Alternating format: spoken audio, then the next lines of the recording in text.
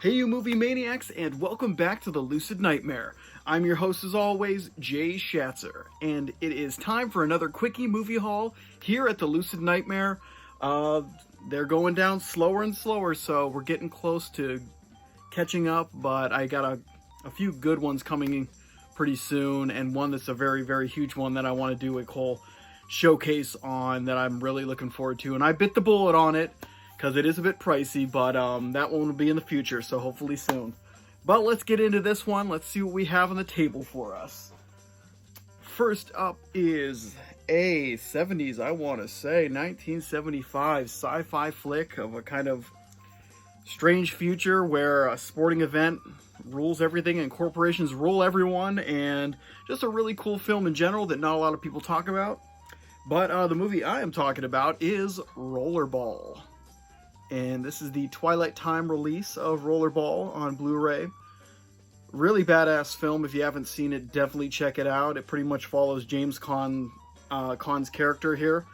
And he is like the #1 player in Rollerball, this huge sport that everyone watches, that's televised and sponsored and pretty much rules the world. And just, it gets interesting. It's not just specifically a sports movie. It does follow those kind of like ups and downs of a sports film, but there's a whole corporate aspect to it, and just the world and everything is kind of combined into these games. So it's almost like a Running Man kind of like look on the future, but a really cool film. James Caan does an amazing job on it, and there's a lot of cool kind of I don't know the right word. It's like espionage, but kind of just it's a tension kind of thriller is kind of what I'm trying to say. But definitely not what you would expect from a movie called Rollerball. And they did remake it, right, with LL Cool J. That I'd never seen it. Looked totally horrible. But yeah, this one is a keeper. This one's the good one. And I never owned it. I've never owned it on DVD prior to this. Picked it up on Blu-ray. Someone was selling their Twilight Time Blu-rays for some reason at cheap prices. So I jumped on it and picked this one up and a few other ones. But really awesome film, like I said, and one I haven't visited in a long time, but I'm gonna be checking it out pretty soon and maybe put up a review for you guys. So if you're interested in that, let me know, and let me know if you've seen this film, what you think of it. But there is Rollerball.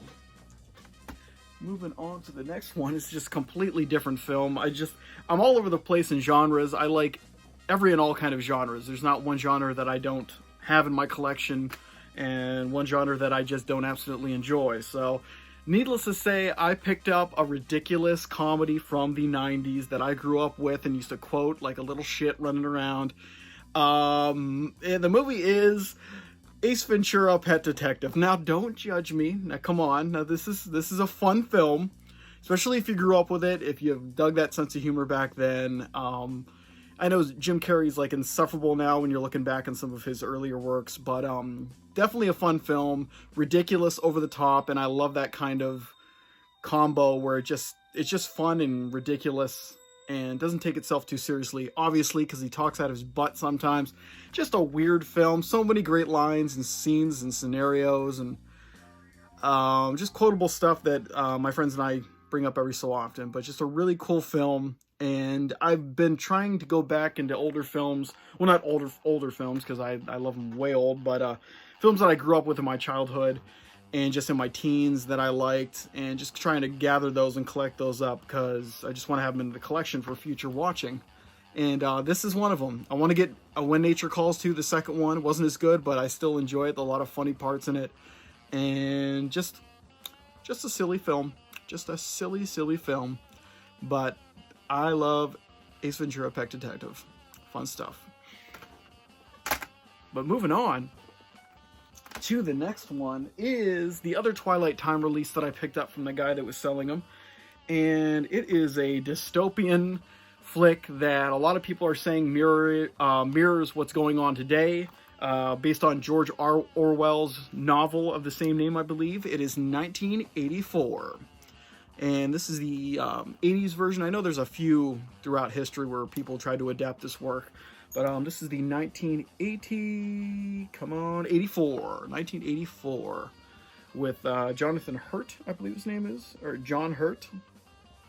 But yeah, really, really, really, really oppressive film, and that's pretty much from the content in the novel. It's just a society that is totally surveillanced. They're at a war with an imaginary kind of enemy.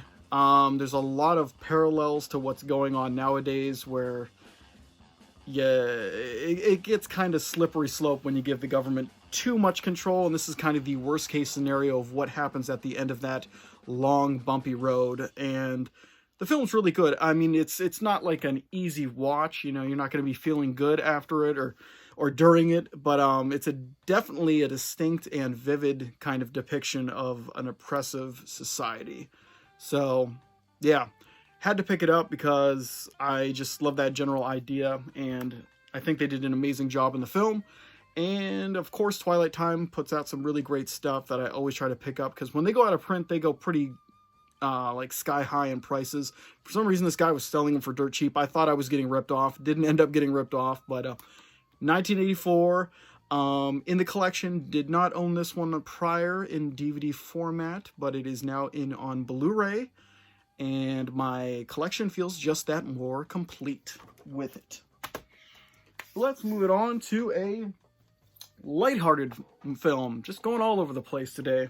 This one is a lighthearted comedy about, I mean, I don't want to give it away, but it's just a coming-of-age story. And the movie is The Heavenly Kid.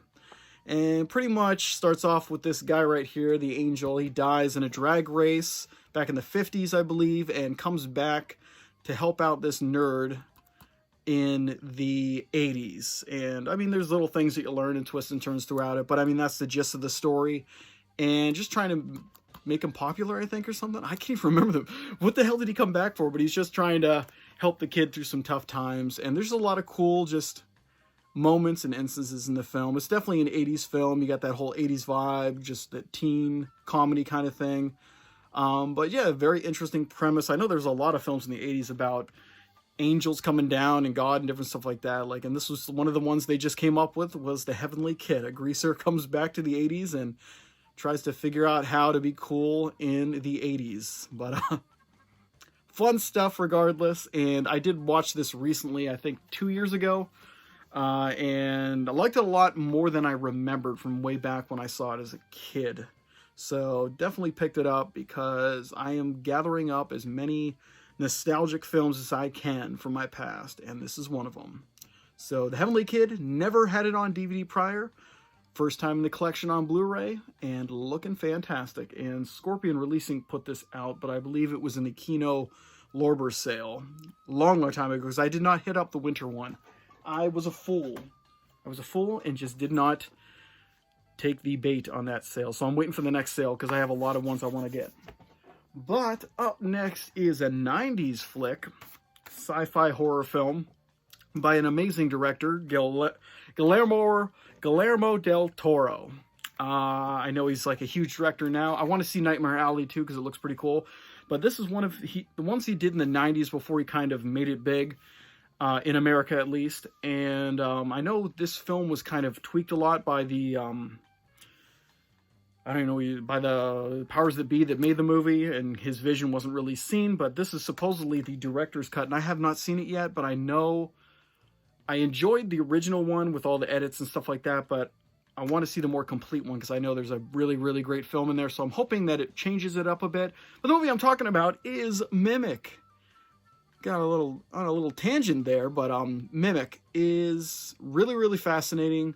Really cool concept, and I'm hoping the director's cut really smooths out and makes the film flow a little bit better and has more, just a better flow, I guess, is what I'm trying to say. But, yeah, it's pretty much just insects that have evolved and can mimic human beings, and they're living in the sewers. I don't know, I think it might be New York City, but I'm not sure. But a crazy, crazy film. A lot of really creepy scenes in it. Just an interesting premise in general, and Guillermo does really, really interesting films with really interesting stories. Be this from his earlier ones that he made in Spain, or the ones nowadays. I know that Shape of Water or something was a very interesting concept, but just all of his films have that kind of quality to it, and this is one of those examples, but a more Americanized one.